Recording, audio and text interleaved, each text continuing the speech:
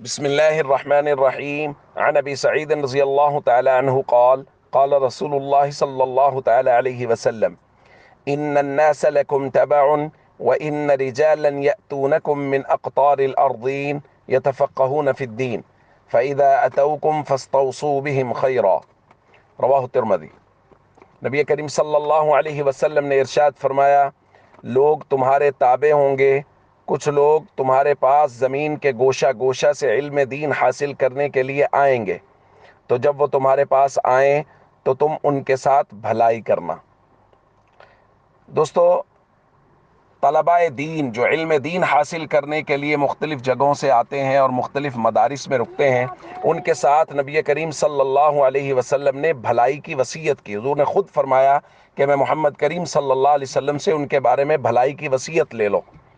ہمارا چونکہ زکوٰۃ کا بیان چل رہا ہے، اور ہم نے یہ بات کی تھی کہ جس طرح رشتہ داروں کو زکوٰۃ دینا دوہرا ثواب رکھتا ہے، اسی طرح مدارس کو زکوٰۃ دینا بھی دوہرا ثواب رکھتا ہے، کیونکہ ایک تو اس میں صدقہ کا ثواب ہے، اور دوسرا یہ ہے کہ نبی کریم صلی اللہ علیہ وسلم کی مبارک وصیت پر عمل ہے کہ حضور علیہ الصلوۃ والسلام نے طبقہ طلباء کے لیے خیر کی وصیت کی ہے، اور اس کے ساتھ ساتھ اشاعت دین کے اندر معاونت بھی ہے۔ تو یہ بہت سارے پہلو ہیں مدارس کے اندر زکوٰۃ دینے کے باب میں، خیر کے، بھلائی کے، ثواب کے زیادہ ہونے کے۔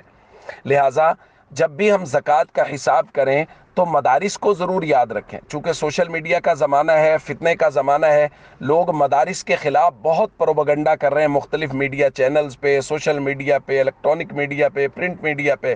تو ہم سب کو چاہیے کہ ہم رسول اللہ صلی اللہ علیہ وسلم کی وہ وصیت جو اس حدیث میں حضور علیہ الصلوۃ والسلام نے فرمائی ہے کہ مدارس کے طلباء کے ساتھ خیر اور بھلائی کرنا، اس وصیت پر عمل کریں۔ جب ہم صدقات کریں، زکوٰۃ دیں، عطیات دیں تو بھی مدارس کو یاد رکھیں، اور جب کبھی ہم اب دعائیں کریں تو دعاؤں میں بھی مدارس کو یاد رکھیں، اور کسی جگہ مدارس کے بارے میں بات ہو رہی ہو تو اپنے خیالات، اچھے خیالات کا مدارس کے بارے میں اظہار کریں، تاکہ لوگوں کے بارے میں، جو لوگوں کے ذہنوں میں جو مدارس کے بارے میں پروپیگنڈا ہے، وہ منفی پروپیگنڈا ختم ہو۔ تو یہ بھی نبی کریم صلی اللہ علیہ وسلم کی وصیت پر ہی عمل ہوگا۔